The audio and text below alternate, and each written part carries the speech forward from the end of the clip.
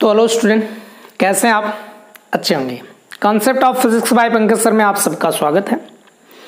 आज हम लोग बीएससी सेकेंड ईयर का मैग्नेटिक स्केलर पोटेंशियल पढ़ेंगे। इस वीडियो को मैंने इसको बनाने के लिए पहले से मैंने इसको बोर्ड पे लिख दिया है, बस मैं समझा दूँ इसलिए कि उसमें कई रीज़न हैं। पहला रीज़न ये है कि अगर मैं इसे लिखता तो काफ़ी टाइम लगता, ये वीडियो जो जितने कम टाइम में बन पाती उसमें ज़्यादा टाइम लग जाता, तो शायद आप उतना पसंद नहीं करते। किसी ने कहा भी कि है कि वीडियो बड़ी हो जाती है तो हम लोगों को ज़्यादा बोरिंग महसूस होती है, इसलिए मुझे लगा कि ऐसे बनानी चाहिए। अगर आपको अच्छा लगेगा तो बताइएगा, नहीं तो फिर हम उसे एक एक स्टेप करके आपको लिख लिख के बताएंगे। Okay, so thank you. चलिए आइए स्टार्ट करते हैं। हम लोग फर्स्ट ऑफ ऑल देखिए, यहाँ पर एक कॉइल लिए हैं। कॉइल तो आप समझ रहे होंगे, जिसमें करंट फ्लो हो रही हो। तो यहाँ पर आपको कॉइल दिख रहा है, इस तरह का कॉइल।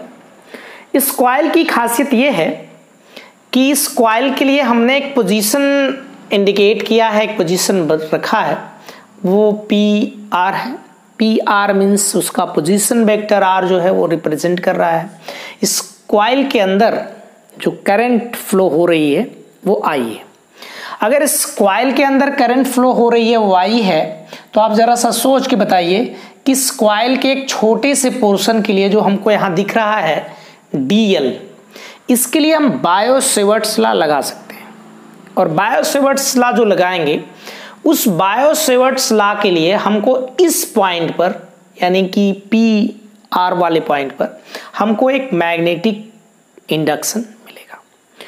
वो इंडक्शन हमारे फॉर्म के लिए इस तरह का होना चाहिए था कि हम उसे डेल्टा वाले फॉर्म में कर लेते कि भाई उसमें आपने छोटा सा बात किया है, तो उसके लिए हमारे पास डेल्टा फॉर्म में dB = mu not I dl है ना, और इसके साथ यहाँ पर μ/4π होता ही है, और इसके साथ r sin θ/r³ ऐसे करके होता है, या r होता है इसमें, ये नहीं होता तो r² होता है, ऐसा ही लगता ना।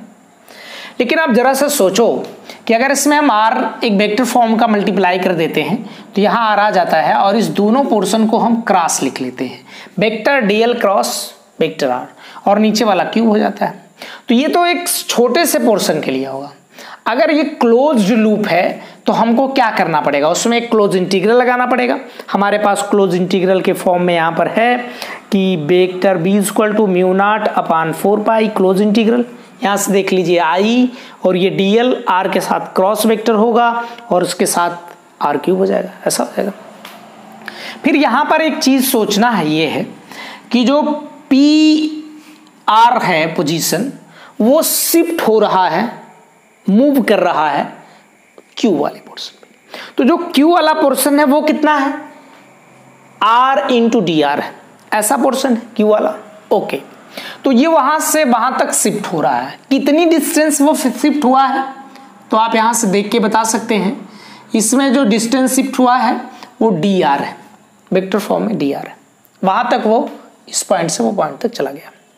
अगर ऐसा हुआ है स्मॉल डिस्टेंस के लिए, तब हमारे पास जो ये फार्मूला था उसके लिए फार्मूला कैसा हो जाएगा, तो फार्मूला हो जाएगा vector b × vector dr mu naught / 4π ये क्लोज इंटीग्रल I, और इसके साथ वेक्टर dl का क्रॉस किसके साथ, r के साथ /r³, और इसके साथ वेक्टर dr यहाँ हो जाएगा। ये वेक्टर dr इसके साथ डॉट प्रोडक्ट में है, तो हम इस वेक्टर dr को यहाँ लिख सकते हैं। इस I को बाहर कर लिए तो वेक्टर dr को यहाँ पर हमने डॉट प्रोडक्ट के रूप में लिखा। इसमें चेंजिंग होती है, तो हमने इसका ये dr dl के साथ क्रॉस में, और ये अब r को डॉट प्रोडक्ट में ले लिया। तो इसमें तीन चीजें हैं, एक तो क्रॉस प्रोडक्ट एक के साथ है, और फिर उसके साथ यहाँ पर एक डॉट प्रोडक्ट है। तो आप यहाँ से कह सकते हैं क्रॉस और डॉट बोथ दोनों हो सकते हैं। ओके, फिर जब ये P से Q पर शिफ्ट हो रहा था, उस दौरान इसका जो सॉलिड एंगल है, घन कोण जो बन रहा है, उसमें चेंजिंग आई है। उस घन कोण में कितनी चेंजिंग आई है, वो है dr d⍵, उतने का चेंजिंग हो गया है। वो हमने कंसीडर किया कि उसमें d⍵ की चेंजिंग हो जाएगी। तो चलो भैया डी ओमेगा की चेंजिंग हो जाएगी। तो अगर इसमें डी ओमेगा की चेंजिंग हो जाएगी तो हमारे पास यहां पर देखिए पोर्शन ये है कि यहां देखिएगा ध्यान से, D vector D R cross vector D L, minus अब लग गया है। तो माइनस पोर्शन को थोड़ा समझना यहां से पड़ेगा आपको। यहां देखिए एक वेक्टर है जो इस तरह से आपको दिख रहा है, वेक्टर डी डी एल, और जो ये डी आर है, एक्चुअल डी आर ये वाला है, ये पोर्शन डी आर है सीधा सा, वो डी आर इस तरह का है डी आर। तो हम लोगों को जब इसका रिजल्टेंट बताना होता है तो हम रिजल्टेंट इसका कैसे फाइंड करते हैं, वेक्टर कैसे ऐड होता है, इसको इस तरह नहीं ऐड किया जाता है, इस तरह ऐड करते हैं, तब ये वाला उसका रिजल्टेंट बन जाता है। तो यहां पर इसका एक्चुअल एक स्क्वायर बन जाएगा, ये स्क्वायर नहीं रेक्टेंगुलर बनेगा, एक आयत बनेगा इस तरह का। तो इसमें इस वाले पोर्शन को हम पलटी मार देते हैं। तो जब ये पलटी मार दी जाएगी तो माइनस डी आर हो जाएगा।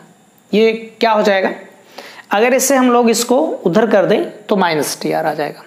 ओके, तो इसमें माइनस डी आर इस तरह से आ गया, ये वाले पोर्शन में माइनस डी आर। समझ में आया आपको? अच्छा, इस माइनस को हम बाइज्जत बाहर कर लेते हैं। यहां देखिए हमने बाहर कर लिया। अब इसके बारे में सोचते हैं कि जो डी आर और डी एल है ये क्या है। इसकी देखिए लेंथ है और इस वाले की ब्रेथ है जो बीच में गैपिंग बनी है। तो इसके लिए हमारे पास एरिया बन जाएगा जिसका नाम एरिया है डी एरिया को, चलो हमने डी एरिया कर दिया, माइनस यहां पोर्शन था। अब देखिए ये जो बना हुआ है, ध्यान से समझिएगा, क्लोज इंटीग्रल डी ए और वेक्टर फॉर्म में ये इस तरह का। एक्चुअली ये इस तरह का नहीं होता तो हम इसको डी ओमेगा कह देते थे आपके समझ में, कि ऊपर इसका एरिया वेक्टर और इसके साथ इसकी रेडियस का स्क्वायर का ये होता था ओमेगा या डी ओमेगा, ऐसा कुछ होता था। लेकिन हमने इसमें आई कैप कर आर कैप कर दिया, और आर कैप को फिर से आप लिख सकते हो वेक्टर आर अपान आर ऐसे करके। तो ये आर क्यूब कर लेगा, यहाँ से वेक्टर आर हो जाएगा। ओके, समझ पाए आप? तो इससे हम क्या लिख सकते हैं, डी ओमेगा पोर्शन को। तो हमने देखिए यहाँ पर इस पोर्शन को डी ओमेगा लिख दिया। अब जो यहाँ पोर्शन था हमारे पास, ये पोर्शन, इसकी जगह हम डी ओमेगा लिख देंगे। फिर हमें ये पता चलेगा कि जो डी ओमेगा वाला पोर्शन है यहाँ से, या ओमेगा है जो एंगल बन रहा है, वो एंगल क्या है भाई, वो एंगल एक्स वाई जेड का फंक्शन है। एक्स वाई जेड जो कोऑर्डिनेट है उनका फंक्शन है। तो फंक्शन अगर है तो इसका हम डिफरेंशिएशन करेंगे, पार्शियल डिफरेंशिएशन। तो d omega by d x into d x, del omega by del x into d x, del omega by del y into d y, del omega by del z into d z. तो इस वाले portion के लिए अगर ये multiply होकर आया होगा तो इसका मतलब कि पहली बार इसका डेल वाला आई जे कैप और के कैप के फॉर्म में इस तरह का रहा होगा, और फिर इसी के साथ डॉट प्रोडक्ट में ये वाला i d x, i cap d x, i j cap d x d y plus k cap d z. जब इसमें मल्टीप्लाई कर लिया जाए, नहीं किया जाए, तो जो ये पूरा पोर्शन है, ओके, इसमें से ओमेगा को बाहर कर लीजिए। अगर ओमेगा बाहर हो गया तो इसमें क्या बचेगा, ध्यान समझिए। यहां पर बचेगा I cap del upon del x, यहां से J cap del upon del y, फिर यहां से डेल अपान डेल जेड बच जाएगा, के कैप रहेगा इसके साथ। तो इस पूरे पोर्शन को हम इस तरह से डेल फॉर्म में लिख लेते हैं, डेल ओमेगा।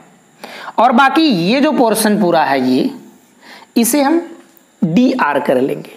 तो हमारा जो फॉर्मूला बनेगा, इक्वेशन नंबर 1 जो बन जाएगा, वो बनेगा b into b dot d r vector form में, और इसके साथ minus mu naught i upon 4 pi del omega, इसके साथ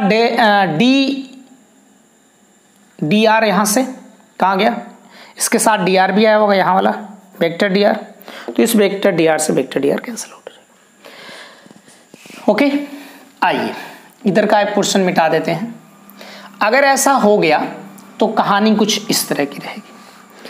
इसमें बना क्या, वेक्टर वी फॉर्म, इधर का बन गया माइनस म्यू नॉट आई अपॉन 4 पाई और यहाँ से डेल ओमेगा, ऐसा बन गया। इसमें से डेल ओमेगा को हम बाहर कर सकते हैं, तो यहाँ हो गया mu naught I omega by 4 pi. Okay, इसे ग्रेड भी लिखा जा सकता है, तो हम लोग बी वेक्टर फॉर्म में माइनस ग्रेड, इसे लिख सकते हैं म्यू नॉट आई ओमेगा अपान 4 पाई, ऐसा लिख सकते हैं। ओके, इस ग्रेड वाले फॉर्म को एक इक्वेशन से हम तुलना कर दें, राइट, ग्रेड फाई एम से, फाई एम से इसकी कंपैरिजन करा दें, तुलना कर दें। तो जो फाई एम से इसका कंपैरिजन कराएंगे क्या मिलेगा हमको, सोचो। इसमें से हमें मिल जाएगा कि जो फाई एम है वो किसके बराबर, mu naught I omega by 4 पाई, ऐसा कुछ मिल जाएगा, राइट। तो इसमें से जो ये फाई एम आया है यही है मैग्नेटिक स्केलर पोटेंशियल। तो इसमें जो वेयर फाई एम है वो क्या है, मैग्नेटिक पोटेंशियल। मैग्नेटिक पोटेंशियल क्या है, मैग्नेटिक पोटेंशियल नहीं बल्कि मैग्नेटिक स्केलर पोटेंशियल है, स्केलर पोटेंशियल है, मैग्नेटिक स्केलर पोटेंशियल। ओके, तो एक छोटी सी वीडियो, मैंने कोशिश किया कि ये कम से कम टाइम में आपके एडजस्ट हो पाए, इसलिए मैंने पहले बोर्ड पे लिखा, उसके बाद थोड़ा सा और अपने से लिख दिया। तो एक्चुअली ये मैं इस तरह से, अगर आपको लगे कि हाँ जल्दी हो रहा है, टाइम भी कम हो रही है, तो मुझे लगा कि इस तरह अच्छा होगा। तो आपको जैसा भी लगेगा वीडियो में कमेंट करके बताइए, और इसके साथ धन्यवाद, आप हमारे साथ जुड़े रहिए। So thank you.